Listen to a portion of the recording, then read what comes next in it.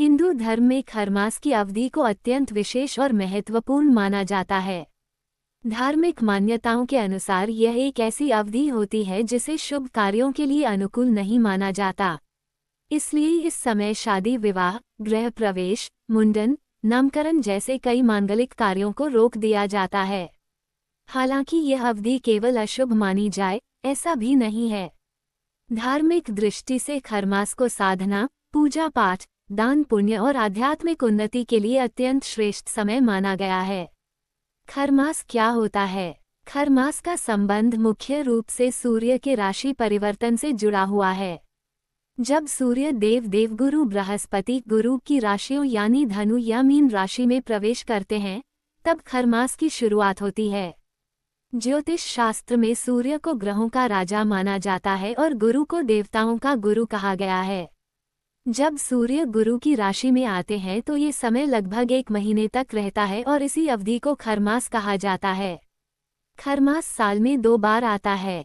1. धनु खरमास जब सूर्य धनु राशि में प्रवेश करते हैं। 2. मीन खरमास जब सूर्य मीन राशि में प्रवेश करते हैं। दोनों ही समय लगभग 30 दिनों की अवधि के होते हैं और इस दौरान शुभ व मांगलिक कार्यों से बचने की परंपरा चली आ रही है। खरमास को अशुभ क्यों माना जाता है? ज्योतिषीय मान्यताओं के अनुसार जब सूर्य गुरु की राशि में प्रवेश करते हैं तो सूर्य के प्रभावों में कुछ कमी आ जाती है। सूर्य शक्ति, ऊर्जा, प्रतिष्ठा और तेज का प्रतीक है, जबकि गुरु ज्ञान, धर्म, विवेक और शुभता के कारक माने जाते हैं। जब सूर्य गुरु की राशि में आते हैं तो दोनों ग्रहों की ऊर्जा का संतुलन बदल जाता है। ऐसा माना जाता है कि इस दौरान सूर्य की तेजस्विता कम हो जाती है और गुरु की शुभता भी पूरी तरह प्रभावी नहीं रह पाती। इसी कारण इस समय नए शुभ कार्य शुरू करना उचित नहीं माना जाता। विवाह जैसे बड़े संस्कारों में ग्रह नक्षत्रों की अनुकूलता बहुत महत्वपूर्ण मानी जाती है, इसलिए खरमास में इन कार्यों को टाल दिया जाता है। खरमास नाम कैसे पड़ा? खरमास शब्द के पीछे एक रोचक पौराणिक कथा भी प्रचलित है। मान्यता के अनुसार सूर्य देव का रथ 7 घोड़ों द्वारा खींचा जाता है। एक बार यात्रा के दौरान घोड़े अत्यधिक थक गए। तब सूर्य देव ने यात्रा जारी रखने के लिए कुछ समय के लिए घोड़ों की जगह गधों को रथ में जोड़ दिया। गधे को संस्कृत में खर कहा जाता है, इसलिए उस अवधि को खरमास कहा जाने लगा। कहा जाता है कि गधों की गति धीमी होती है, इसलिए इस समय सूर्य का प्रभाव भी धीमा और कमजोर माना जाता है। यही कारण है कि इस समय को शुभ कार्यों के लिए अनुकूल नहीं माना गया। खरमास में क्या नहीं करना चाहिए? हिंदू परंपरा के अनुसार खरमास के दौरान कई प्रकार के मांगलिक कार्यों को रोक दिया जाता है, जैसे विवाह और सगाई, गृह प्रवेश, नया व्यवसाय शुरू करना, नया घर बनवाने की शुरुआत, मुंडन और नामकरण जैसे संस्कार। इन कार्यों को इसलिए टाला जाता है क्योंकि माना जाता है कि इस समय ग्रहों की स्थिति पूर्ण रूप से अनुकूल नहीं होती। खरमास में क्या करना चाहिए?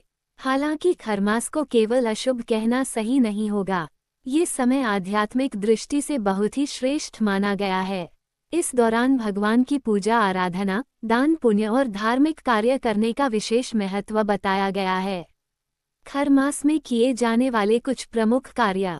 1. भगवान विष्णु की पूजा। मान्यता है कि इस समय भगवान विष्णु की उपासना करने से जीवन में सुख समृद्धि आती है। 2. दान पुण्य। गरीबों और जरूरतमंदों को अन्न, वस्त्र और धन का दान करना बहुत शुभ माना जाता है। 3. धार्मिक ग्रंथों का पाठ। गीता, रामायण और भागवत कथा का पाठ करने से विशेष पुण्य मिलता है। 4. भक्ति और साधना। इस समय ध्यान, जप और तप करने से मन की शुद्धि होती है। धार्मिक दृष्टि से खरमास को आत्मचिंतन और साधना का समय माना जाता है।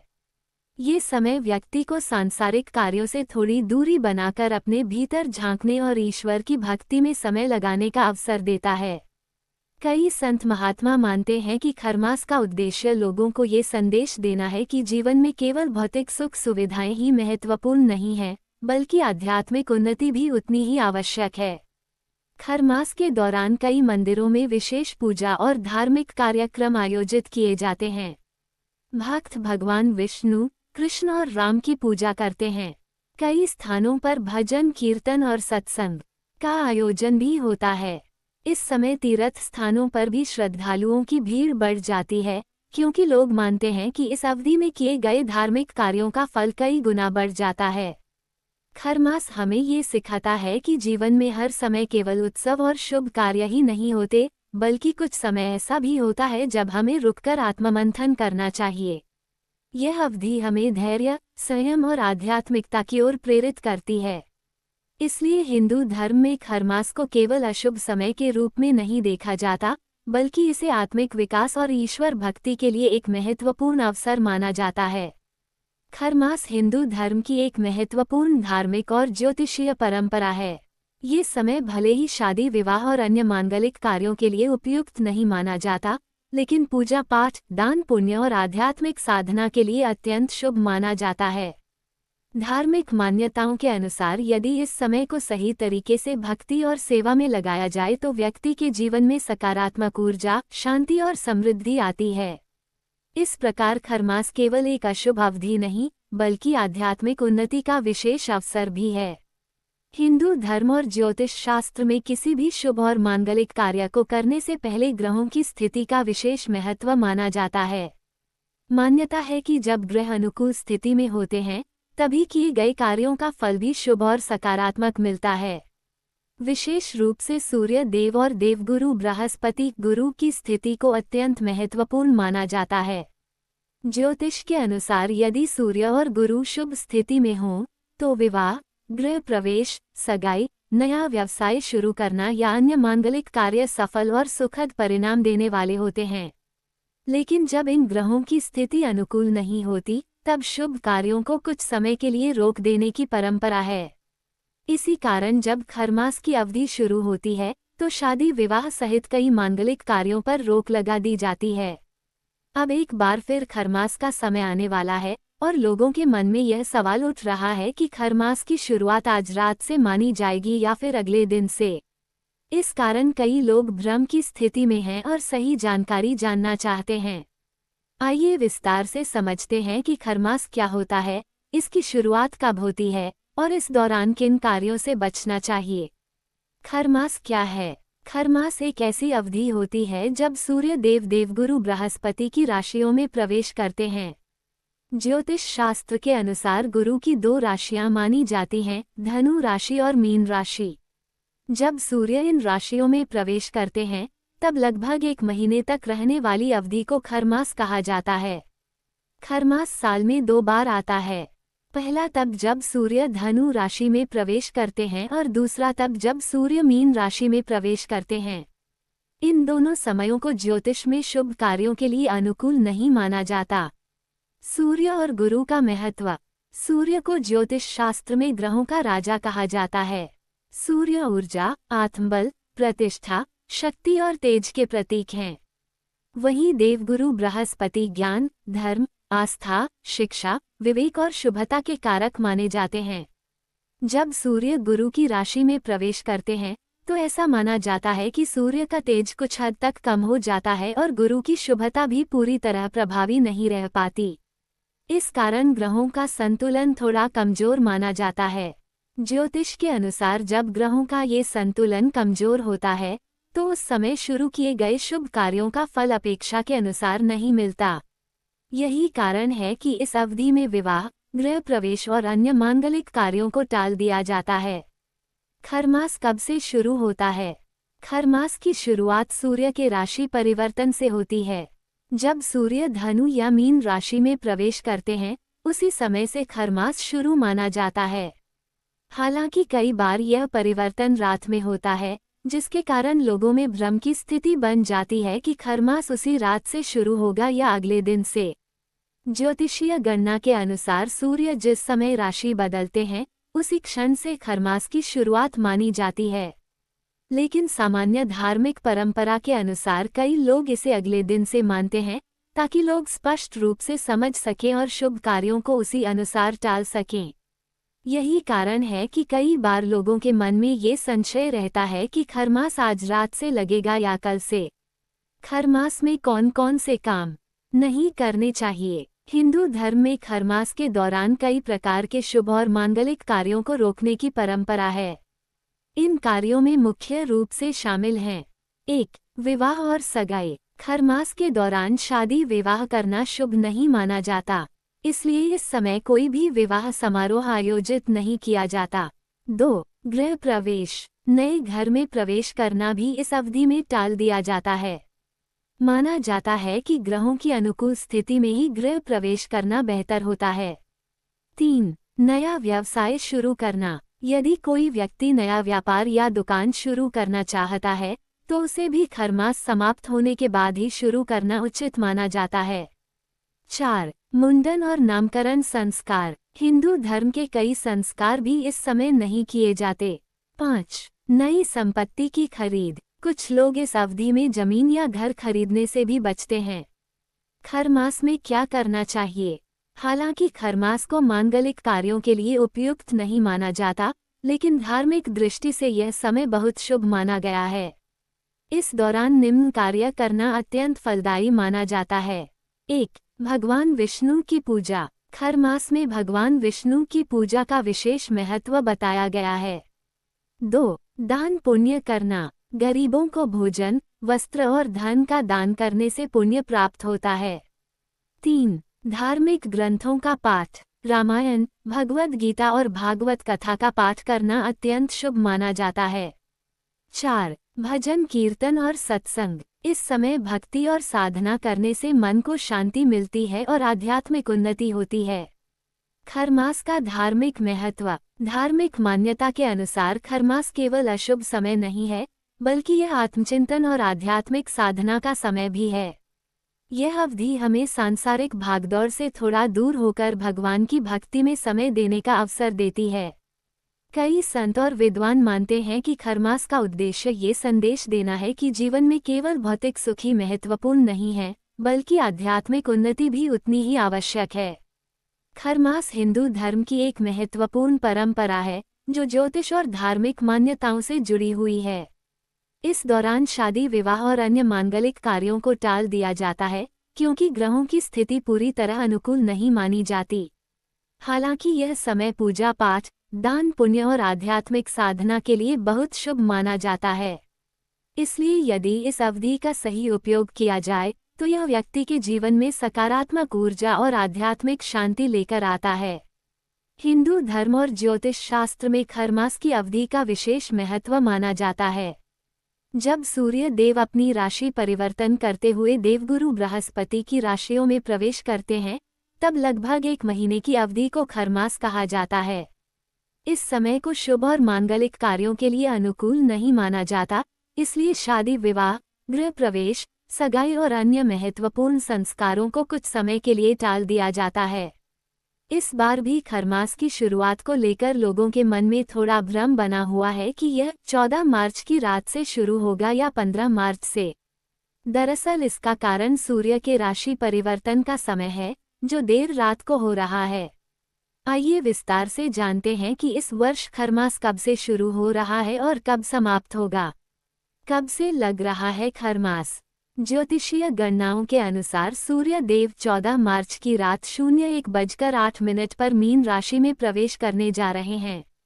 जैसे ही सूर्य मीन राशि में प्रवेश करेंगे, उसी क्षण से खरमास की शुरुआत मानी जाएगी। लेकिन यहाँ एक महत्वपूर्ण बात यह है कि अंग्रेजी कैलेंडर के अनुसार रात 12 बजे के बाद नया दिन शुरू हो जाता है। इसलिए तकनीकी रूप से देखा जाए तो 01:08 का समय 15 मार्च की तिथि में आता है। यही कारण है कि धार्मिक पंचांग और ज्योतिषीय गणना के अनुसार इस साल खरमास की शुरुआत 15 मार्च से मानी जा रही है। कब तक रहेगा खरमास? खरमास की अवधि लगभग 1 महीने तक रहती है। इस वर्ष इसकी शुरुआत 15 मार्च से हो रही है और इसका समापन 14 अप्रैल को होगा। 14 अप्रैल को सूर्य देव मेष राशि में प्रवेश करेंगे। सूर्य के मेष राशि में प्रवेश करने को मेष संक्रांति कहा जाता है। इसी दिन से खरमास समाप्त हो जाएगा और एक बार फिर से शुभ और मांगलिक कार्यों की शुरुआत हो सकेगी। मेष राशि में सूर्य का प्रवेश ज्योतिष के अनुसार बहुत शुभ माना जाता है, क्योंकि मेष सूर्य की उच्च राशि मानी जाती है। इसलिए इस समय से विवाह, गृह प्रवेश, नया व्यापार और अन्य शुभ कार्य फिर से शुरू हो जाते हैं। खरमास क्यों माना जाता है विशेष? खरमास का संबंध सूर्य और गुरु ग्रह से जुड़ा हुआ है। ज्योतिष शास्त्र में सूर्य को ग्रहों का राजा माना जाता है और गुरु को देवताओं का गुरु कहा जाता है। जब सूर्य गुरु की राशि यानी धनु या मीन में प्रवेश करते हैं, तब ग्रहों के प्रभाव में एक विशेष परिवर्तन होता है। ऐसा माना जाता है कि इस दौरान सूर्य का तेज कुछ कम हो जाता है और गुरु की शुभता भी पूर्ण रूप से प्रभावी नहीं रहती। इसी कारण इस समय को बड़े मांगलिक कार्यों के लिए अनुकूल नहीं माना जाता। हालांकि इसका यह अर्थ बिल्कुल नहीं है कि यह समय पूरी तरह अशुभ होता है। धार्मिक दृष्टि से यह अवधि पूजा पाठ, साधना और दान पुण्य के लिए अत्यंत शुभ मानी जाती है। खरमास में कौन से काम नहीं करने चाहिए? हिंदू परंपरा के अनुसार खरमास के दौरान कई प्रकार के मांगलिक कार्यों को टाल दिया जाता है। इनमें मुख्य रूप से शामिल हैं विवाह और सगाई। खरमास में शादी विवाह करना शुभ नहीं माना जाता, इसलिए इस समय विवाह समारोह नहीं किए जाते। गृह प्रवेश, नए घर में प्रवेश करने के लिए भी लोग इस अवधि से बचते हैं। नया व्यापार शुरू करना, कई लोग नया व्यापार या दुकान खोलने की शुरुआत भी खरमास समाप्त होने के बाद करते हैं। मुंडन और नामकरण संस्कार, हिंदू धर्म के कई पारंपरिक संस्कार भी इस अवधि में नहीं किए जाते। नए निर्माण कार्य की शुरुआत, घर बनवाने या बड़े निर्माण कार्य शुरू करने से भी लोग इस समय बचते हैं। खरमास में क्या करना चाहिए? जहां एक ओर शुभ कार्यों को टाल दिया जाता है, वहीं दूसरी ओर धार्मिक कार्यों का महत्व इस समय और बढ़ जाता है। खरमास के दौरान निम्न कार्य करना अत्यंत शुभ माना जाता है। भगवान विष्णु की पूजा, इस अवधि में भगवान विष्णु की आराधना करने का विशेष महत्व बताया गया है। दान पुण्य, गरीबों और जरूरतमंदों को भोजन, वस्त्र और धन का दान करना बहुत पुण्यदायी माना जाता है। धार्मिक ग्रंथों का पाठ, रामायण, भगवद गीता और भागवत कथा का पाठ करने से आध्यात्मिक लाभ मिलता है। भजन कीर्तन और सत्संग, भक्ति और भगवान के नाम का जप करने से मन को शांति मिलती है और सकारात्मक ऊर्जा प्राप्त होती है। धार्मिक विद्वानों के अनुसार खरमास केवल प्रतिबंध का समय नहीं है, बल्कि यह आत्मचिंतन और आध्यात्मिक साधना का समय है। यह अवधि हमें सांसारिक कार्यों से थोड़ा विराम लेकर ईश्वर की भक्ति में समय लगाने की प्रेरणा देती है। कहा जाता है कि जो लोग इस समय को भक्ति, सेवा और दान पुण्य में लगाते हैं, उनके जीवन में सुख, शांति और समृद्धि आती है। इस वर्ष खरमास की शुरुआत 15 मार्च से हो रही है, क्योंकि सूर्य देव 14 मार्च की रात 01:08 पर मीन राशि में प्रवेश कर रहे हैं। यह अवधि लगभग 1 महीने तक चलेगी और 14 अप्रैल को सूर्य के मेष राशि में प्रवेश करने के साथ समाप्त हो जाएगी। इस दौरान विवाह, गृह प्रवेश और अन्य मांगलिक कार्यों को टालने की परंपरा है, लेकिन पूजा पाठ, दान पुण्य और आध्यात्मिक साधना के लिए ये समय अत्यंत शुभ माना जाता है।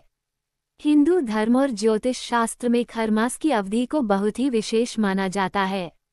इस समय को शुभ और मांगलिक कार्यों के लिए अनुकूल नहीं माना जाता, इसलिए इस दौरान कई प्रकार के बड़े और महत्वपूर्ण कार्यों को कुछ समय के लिए टाल दिया जाता है। धार्मिक मान्यताओं के अनुसार जब सूर्य देवगुरु बृहस्पति की राशि मीन या धनु में प्रवेश करते हैं, तब लगभग 1 महीने तक चलने वाली अवधि को खरमास कहा जाता है। इस दौरान ग्रहों की स्थिति पूरी तरह अनुकूल नहीं मानी जाती, इसलिए विवाह, गृह प्रवेश और अन्य मांगलिक कार्यों को करने से बचने की सलाह दी जाती है। हालांकि इसका अर्थ यह नहीं है कि यह समय पूरी तरह अशुभ होता है। धार्मिक दृष्टि से यह अवधि पूजा पाठ, भक्ति, दान पुण्य और आध्यात्मिक साधना के लिए बहुत ही शुभ मानी जाती है। खरमास के दौरान कुछ ऐसे कार्य हैं जिन्हें करने से बचना चाहिए, क्योंकि माना जाता है कि इस समय शुरू किए गए कार्यों में अपेक्षित सफलता और शुभ फल नहीं मिल पाता। आइए विस्तार से जानते हैं कि खरमास के दौरान किन किन कार्यों को नहीं करना चाहिए और इसके पीछे क्या मान्यता है। 1. शादी विवाह और सगाई। खरमास के दौरान सबसे महत्वपूर्ण जिस कार्य को टाल दिया जाता है, वह है शादी विवाह। हिंदू धर्म में विवाह को सबसे बड़ा और पवित्र संस्कार माना जाता है। इसलिए विवाह के लिए ग्रह नक्षत्रों का अनुकूल होना बहुत जरूरी माना जाता है। ज्योतिष शास्त्र के अनुसार जब सूर्य गुरु की राशि में प्रवेश करते हैं तब ग्रहों की स्थिति विवाह के लिए पूरी तरह शुभ नहीं मानी जाती। इसी कारण इस समय शादी, विवाह और सगाई जैसे समारोह आयोजित नहीं किए जाते। अधिकांश परिवार खरमास समाप्त होने के बाद ही विवाह की तिथि तय करते हैं। 2. गृह प्रवेश। नए घर में प्रवेश करना भी एक महत्वपूर्ण और शुभ कार्य माना जाता है। हिंदू परंपरा में गृह प्रवेश के लिए शुभ मुहूर्त का विशेष महत्व होता है। ऐसा माना जाता है कि सही समय पर गृह प्रवेश करने से घर में सुख, शांति और समृद्धि आती है। लेकिन खरमास के दौरान गृह प्रवेश करना उचित नहीं माना जाता, इसलिए लोग इस समय नए घर में प्रवेश करने से बचते हैं और शुभ मुहूर्त आने का इंतजार करते हैं। 3. नया वाहन या संपत्ति खरीदना। खरमास की अवधि में कई लोग नए वाहन, जमीन या घर खरीदने से भी बचते हैं। हालांकि यह पूरी तरह अनिवार्य नहीं है, लेकिन धार्मिक मान्यताओं के अनुसार इस समय नई संपत्ति की खरीद को टालना बेहतर माना जाता है।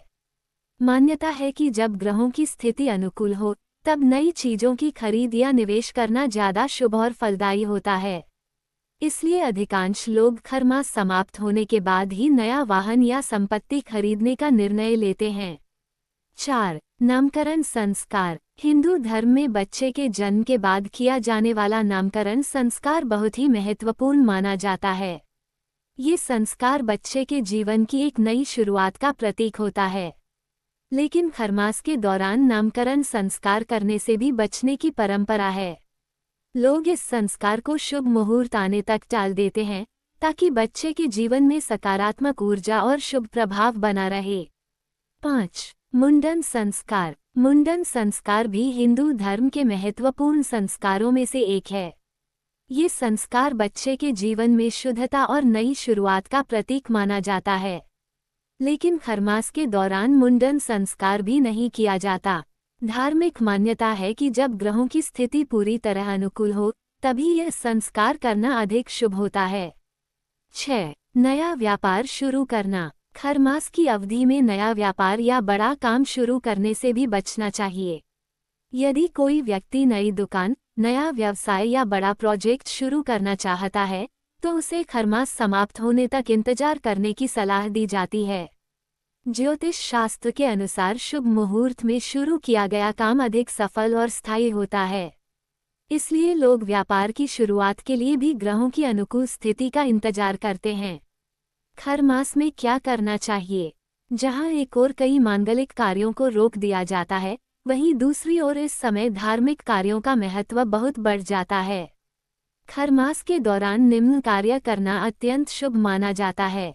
भगवान विष्णु की पूजा और आराधना, दान पुण्य करना, धार्मिक ग्रंथों का पाठ, भजन कीर्तन और सत्संग, गरीबों और जरूरतमंदों की सहायता। कहा जाता है कि इस समय किए गए धार्मिक कार्यों का फल कई गुना बढ़ जाता है। आध्यात्मिक दृष्टि से महत्व। धार्मिक विद्वानों के अनुसार खरमास केवल प्रतिबंधों का समय नहीं है, बल्कि यह आत्मचिंतन और आध्यात्मिक साधना का समय भी है। यह अवधि हमें जीवन की भागदौड़ से थोड़ा विराम लेकर भगवान की भक्ति में समय बिताने की प्रेरणा देती है। कई संत और महात्मा मानते हैं कि जो लोग इस समय को भक्ति, सेवा और दान पुण्य में लगाते हैं, उनके जीवन में सकारात्मक ऊर्जा, सुख और शांति का संचार होता है। खरमास हिंदू धर्म की एक महत्वपूर्ण धार्मिक परंपरा है। इस दौरान शादी, विवाह, गृह प्रवेश, नया वाहन या संपत्ति खरीदना, नामकरण और मुंडन संस्कार जैसे मांगलिक कार्यों को टालने की सलाह दी जाती है।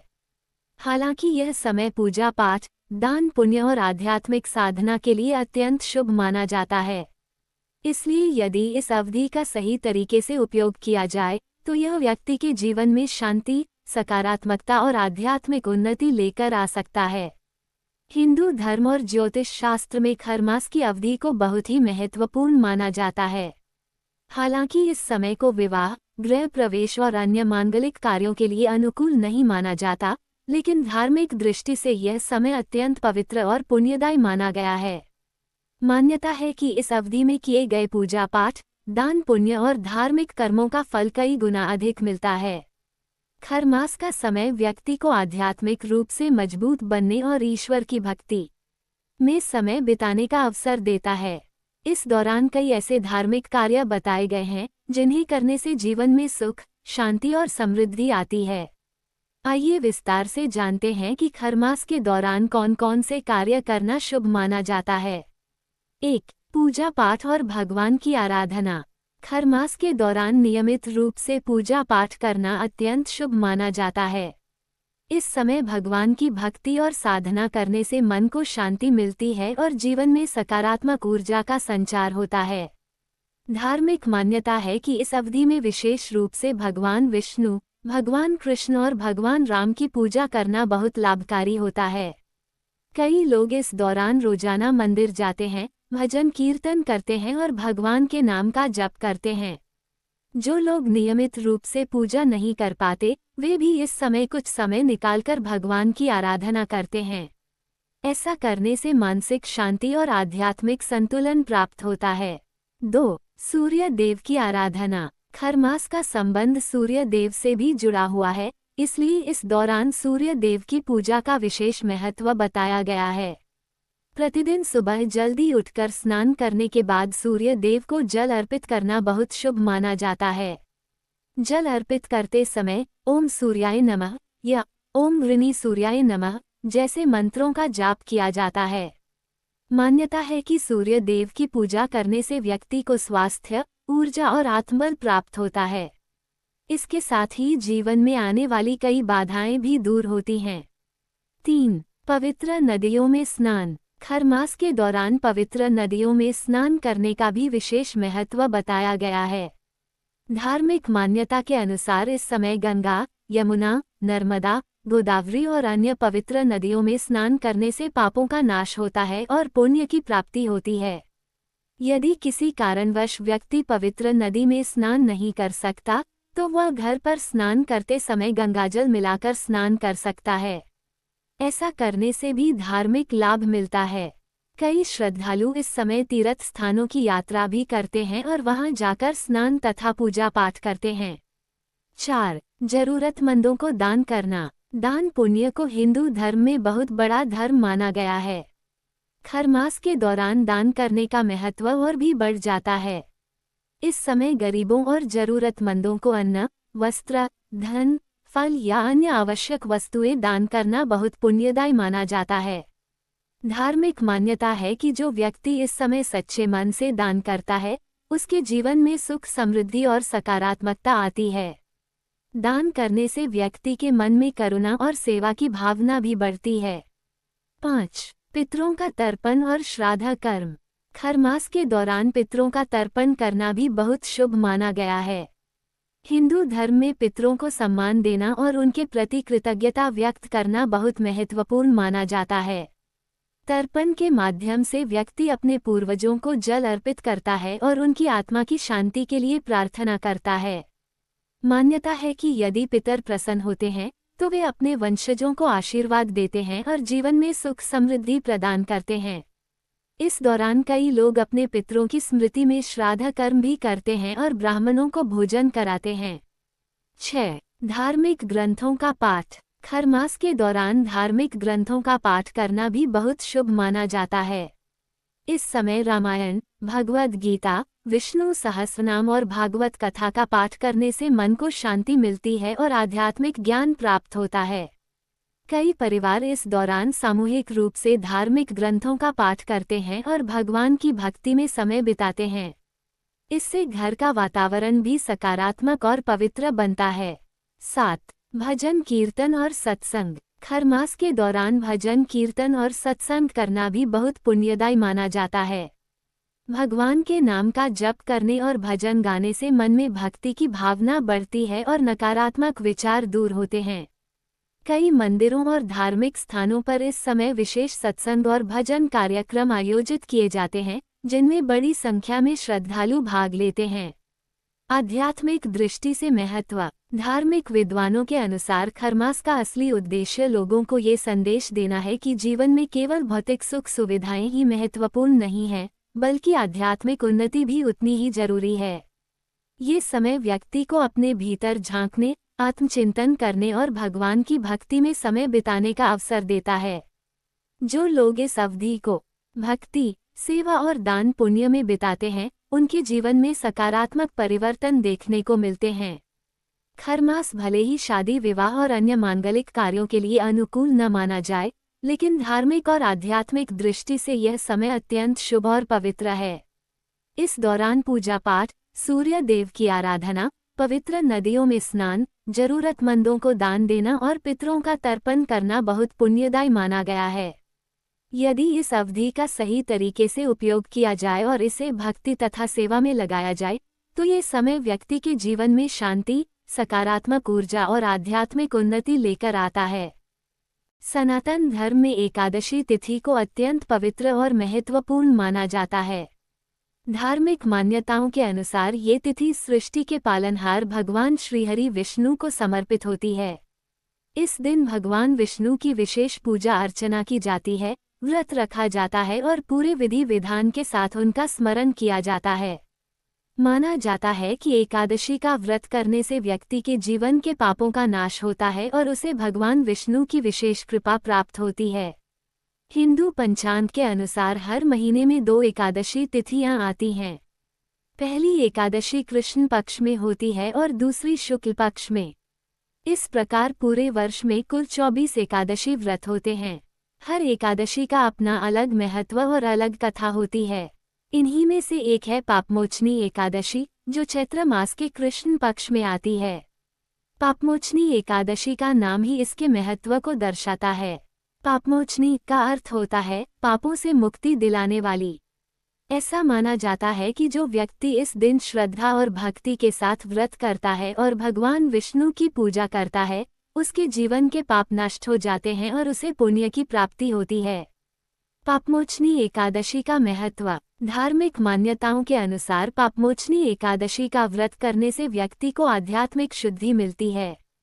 यह व्रत मन, वचन और कर्म से हुए पापों को दूर करने वाला माना गया है। कहा जाता है कि इस दिन भगवान विष्णु की पूजा करने से व्यक्ति को जीवन में सुख, शांति और समृद्धि प्राप्त होती है। साथ ही मृत्यु के बाद मोक्ष की प्राप्ति का मार्ग भी प्रशस्त होता है। पापमोचनी एकादशी की पौराणिक कथा। पापमोचनी एकादशी से जुड़ी एक बहुत ही रोचक और प्रेरणादायक कथा प्रचलित है। ये कथा हमें ये सिखाती है कि यदि व्यक्ति अपने पापों का प्रायश्चित सच्चे मन से करे और भगवान की शरण में आए, तो उसे क्षमा मिल सकती है। बहुत समय पहले की बात है। प्राचीन काल में च्यवन ऋषि के पुत्र मेधावी ऋषि एक घने और शांत वन में कठोर तपस्या कर रहे थे। वे भगवान विष्णु के परम भक्त थे और दिन रात ध्यान और साधना में लीन रहते थे। उनके तप से देवताओं का लोक भी प्रभावित हो रहा था। देवताओं के राजा इंद्र को यह चिंता हुई कि यदि मेधावी ऋषि की तपस्या और अधिक बढ़ गई, तो उन्हें बहुत बड़ी शक्तियां प्राप्त हो सकती हैं। इसलिए उन्होंने उनकी तपस्या भंग करने की योजना बनाई। इंद्र ने स्वर्ग की एक अत्यंत सुंदर अप्सरा मंजू घोषा को भेजा। मंजू घोषा अत्यंत रूपवती और मधुर स्वभाव वाली थी। वो वन में जाकर मेधावी ऋषि के पास रहने लगी। मंजू घोषा ने अपनी सुंदरता और मधुर संगीत से धीरे धीरे मेधावी ऋषि का ध्यान अपनी ओर आकर्षित कर लिया। समय बीतने के साथ ऋषि का मन तपस्या से हटकर मंजू घोषा की ओर आकर्षित हो गया। कहा जाता है कि इस प्रकार कई वर्षों तक वे उसी मोह में डूबे रहे और अपनी तपस्या को भूल गए। ऋषि को हुआ पश्चाताप। एक दिन अचानक मेधावी ऋषि को यह एहसास हुआ कि वे अपनी तपस्या से भटक गए हैं और उनका बहुमूल्य समय व्यर्थ चला गया है। उन्हें अपनी गलती का गहरा पश्चाताप हुआ। क्रोध में आकर उन्होंने मंजू घोषा को श्राप दे दिया कि वह पिशाचिनी बन जाए। ये श्राप सुनकर मंजू घोषा बहुत दुखी हुई और उसने ऋषि से क्षमा मांगते हुए उनसे मुक्ति का मार्ग पूछा। तब मेधावी ऋषि ने उसे बताया कि यदि वह पापमोचनी एकादशी का व्रत श्रद्धा और भक्ति के साथ करेगी, तो उसे इस श्राप से मुक्ति मिल सकती है। मंजू घोषा ने पूरी श्रद्धा से पापमोचनी एकादशी का व्रत किया और भगवान विष्णु की आराधना की।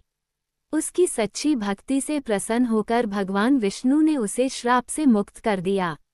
कथा का संदेश। ये कथा हमें ये सिखाती है कि मनुष्य से भूल होना स्वाभाविक है, लेकिन यदि वह अपनी गलती को स्वीकार कर सच्चे मन से प्रायश्चित करे और भगवान की शरण में जाए, तो उसे क्षमा अवश्य मिलती है।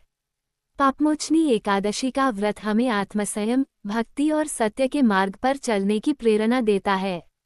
पापमोचनी एकादशी व्रत की विधि।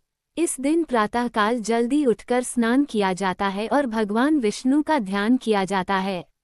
इसके बाद मंदिर में या घर के पूजा स्थान पर भगवान विष्णु की मूर्ति या चित्र स्थापित करके उनकी पूजा की जाती है। पूजा में फूल, फल, तुलसी के पत्ते, धूप और दीप अर्पित किए जाते हैं। भगवान विष्णु के मंत्रों का जाप किया जाता है और उनकी आरती की जाती है। व्रत रखने वाले लोग पूरे दिन फलाहार करते हैं या कुछ लोग निर्जला व्रत भी रखते हैं। अगले दिन द्वादशी तिथि में व्रत का पारण किया जाता है। सनातन धर्म में पापमोचनी एकादशी का व्रत बहुत ही पवित्र और पुण्यदायी माना जाता है। यह व्रत व्यक्ति को उसके पापों से मुक्ति दिलाने और जीवन में सकारात्मक ऊर्जा लाने वाला माना गया है। जो लोग इस दिन श्रद्धा और भक्ति के साथ भगवान विष्णु की पूजा करते हैं और व्रत रखते हैं, उन्हें भगवान की विशेष कृपा प्राप्त होती है।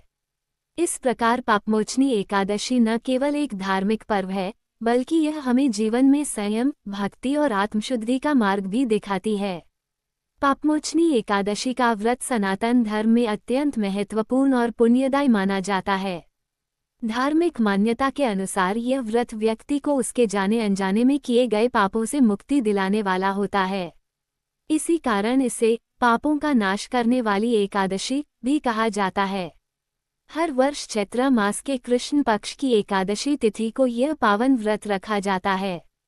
इस दिन भगवान विष्णु की विधि विधान से पूजा करने और व्रत रखने से भक्तों को विशेष फल की प्राप्ति होती है तथा जीवन में सुख, समृद्धि और शांति आती है। शास्त्रों में बताया गया है कि पापमोचनी एकादशी का महत्व बहुत अधिक है। मान्यता है कि जो व्यक्ति सच्चे मन और श्रद्धा के साथ इस व्रत को करता है, उसके जीवन के बड़े बड़े पाप भी नष्ट हो जाते हैं।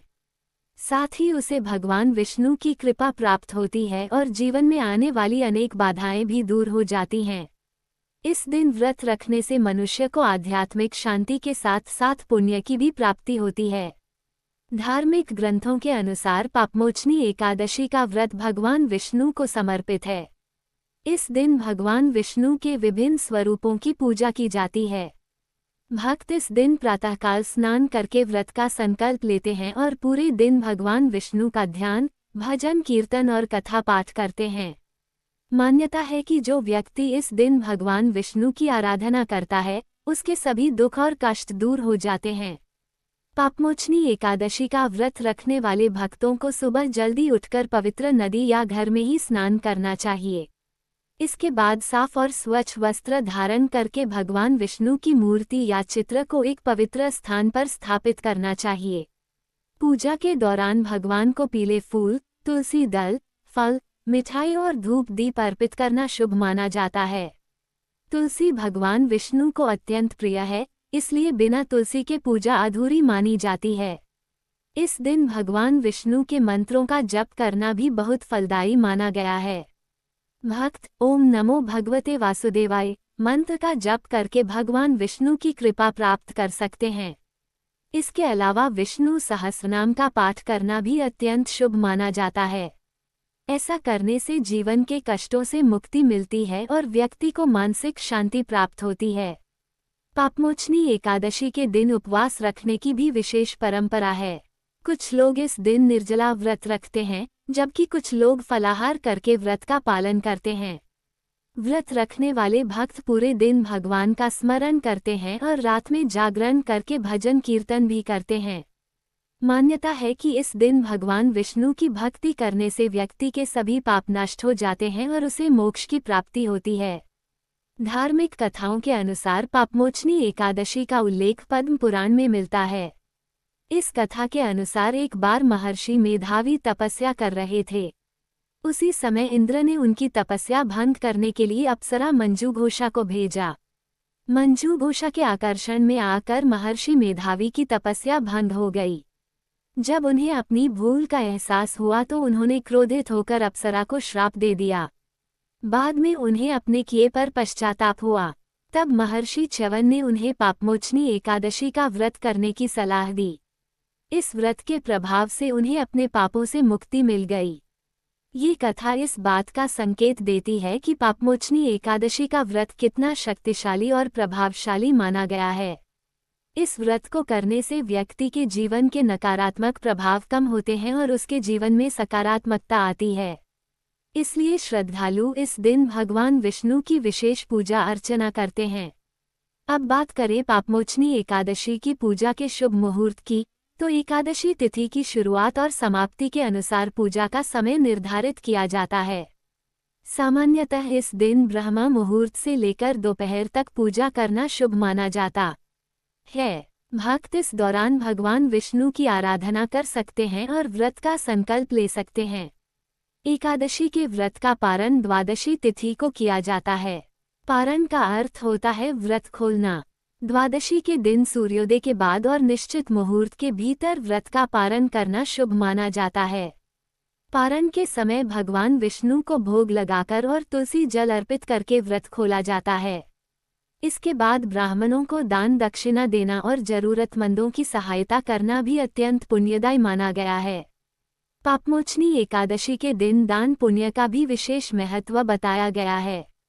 इस दिन गरीबों को भोजन कराना, वस्त्र दान करना और जरूरतमंदों की सहायता करना बहुत शुभ माना जाता है।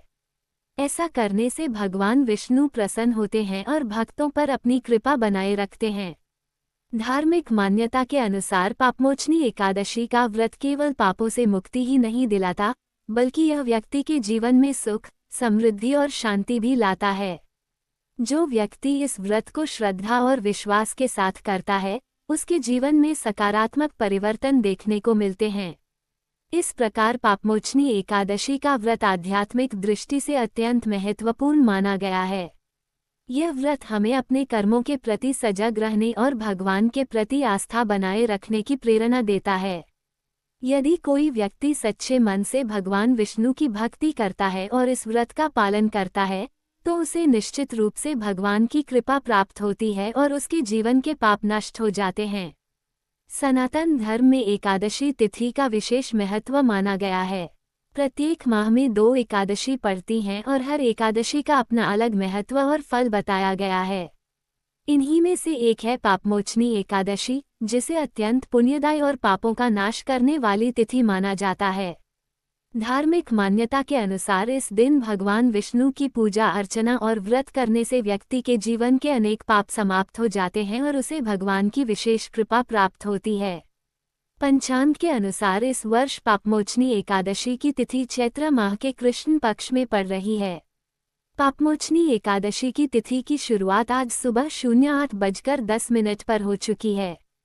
वहीं ये तिथि कल यानी 15 मार्च 2026 को सुबह 09:16 तक रहेगी। हिंदू धर्म में किसी भी व्रत या पर्व को मनाने के लिए उदया तिथि का विशेष महत्व होता है। उदया तिथि का अर्थ है वह तिथि जो सूर्योदय के समय विद्यमान रहती है। इसलिए उदया तिथि को ध्यान में रखते हुए पापमोचनी एकादशी का व्रत कल 15 मार्च 2026 को रखा जाएगा। धार्मिक मान्यताओं के अनुसार पापमोचनी एकादशी का व्रत अत्यंत प्रभावशाली माना गया है। कहा जाता है कि जो व्यक्ति इस दिन श्रद्धा और भक्ति के साथ भगवान विष्णु का व्रत रखता है और उनकी पूजा करता है, उसके जीवन के जाने अनजाने में किए गए पापों का नाश हो जाता है। साथ ही भगवान विष्णु की विशेष कृपा उस पर बनी रहती है। इस व्रत के प्रभाव से व्यक्ति के जीवन में सुख, शांति और समृद्धि का आगमन होता है। पापमोचनी एकादशी का व्रत करने के लिए भक्त प्रातःकाल जल्दी उठकर स्नान करते हैं और साफ सुथरे वस्त्र धारण करते हैं। इसके बाद भगवान विष्णु की मूर्ति या तस्वीर को पूजा स्थान पर स्थापित किया जाता है। भगवान को पीले फूल, तुलसी दल, धूप, दीप, फल और मिठाई अर्पित की जाती है। तुलसी का पत्ता भगवान विष्णु को अत्यंत प्रिय माना जाता है, इसलिए उनकी पूजा में तुलसी का विशेष महत्व होता है। इस दिन भगवान विष्णु के मंत्रों का जप करना भी बहुत शुभ माना जाता है। भक्त ओम नमो भगवते वासुदेवाय मंत्र का जप करते हैं और भगवान से अपने जीवन में सुख शांति की कामना करते हैं। इसके अलावा विष्णु सहस्रनाम का पाठ करना भी अत्यंत पुण्यदायी माना गया है। ऐसा करने से व्यक्ति के जीवन में आने वाली बाधाएं दूर होती हैं और मानसिक शांति प्राप्त होती है। पापमोचनी एकादशी के दिन व्रत रखने की भी विशेष परंपरा है। कई लोग इस दिन निर्जला व्रत रखते हैं, जबकि कुछ लोग फलाहार करके व्रत का पालन करते हैं। व्रत रखने वाले भक्त पूरे दिन भगवान विष्णु का ध्यान करते हैं और उनके भजन कीर्तन में समय बिताते हैं। कई जगहों पर इस दिन रात में जागरण भी किया जाता है और भगवान के नाम का संकीर्तन किया जाता है। शास्त्रों के अनुसार पापमोचनी एकादशी का व्रत केवल पापों से मुक्ति ही नहीं देता, बल्कि यह व्यक्ति के जीवन में सकारात्मक ऊर्जा भी लाता है। इस व्रत के प्रभाव से मनुष्य के मन से नकारात्मक विचार दूर होते हैं और उसके जीवन में आध्यात्मिक उन्नति होती है। पापमोचनी एकादशी से जुड़ी एक प्रसिद्ध कथा भी प्रचलित है। कहा जाता है कि प्राचीन समय में महर्षि मेधावी नाम के एक तपस्वी ऋषि थे, जो कठोर तपस्या कर रहे थे। उनकी तपस्या से देवराज इंद्र चिंतित हो गए और उन्होंने उनकी तपस्या भंग करने के लिए मंजूघोषा नाम की अप्सरा को भेजा। अप्सरा के आकर्षण में आकर ऋषि मेधावी की तपस्या भंग हो गई और वो कई वर्षों तक मोह में पड़े रहे। जब उन्हें अपनी भूल का एहसास हुआ तो उन्हें बहुत पछतावा हुआ। क्रोध में आकर उन्होंने अप्सरा को श्राप दे दिया, लेकिन बाद में उन्हें अपनी गलती का बोध हुआ। तब उन्होंने महर्षि च्यवन से मार्गदर्शन मांगा। महर्षि च्यवन ने उन्हें पापमोचनी एकादशी का व्रत करने की सलाह दी। ऋषि मेधावी ने श्रद्धा के साथ यह व्रत किया, जिसके प्रभाव से उन्हें अपने पापों से मुक्ति मिल गई। इस कथा से यह स्पष्ट होता है कि पापमोचनी एकादशी का व्रत कितना शक्तिशाली और पुण्यदायी माना गया है। इसलिए इस दिन भगवान विष्णु की पूजा और व्रत करने का विशेष महत्व बताया गया है। पापमोचनी एकादशी के दिन दान पुण्य करना भी अत्यंत शुभ माना गया है। इस दिन गरीबों को भोजन कराना, वस्त्र दान करना और जरूरतमंदों की सहायता करना बहुत पुण्यदायी माना जाता है। मान्यता है कि इस दिन किए गए दान का फल कई गुना बढ़कर मिलता है और भगवान विष्णु भक्तों पर अपनी कृपा बनाए रखते हैं। व्रत का पारण द्वादशी तिथि को किया जाता है। पारण का अर्थ होता है व्रत खोलना। द्वादशी के दिन सूर्योदय के बाद और निर्धारित मुहूर्त के भीतर व्रत का पारण करना चाहिए। पारण के समय भगवान विष्णु को भोग लगाकर और तुलसी जल अर्पित करके व्रत खोला जाता है। इसके बाद प्रसाद ग्रहण किया जाता है। धार्मिक मान्यता के अनुसार जो व्यक्ति सच्चे मन से पापमोचनी एकादशी का व्रत करता है, उसे भगवान विष्णु की विशेष कृपा प्राप्त होती है।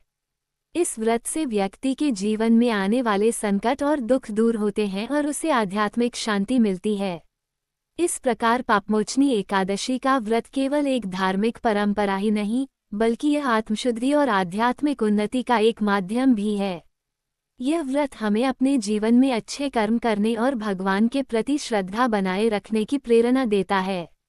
इसलिए भक्त इस दिन पूरे विधि विधान के साथ भगवान विष्णु की पूजा करते हैं और व्रत रखकर उनके आशीर्वाद की कामना करते हैं।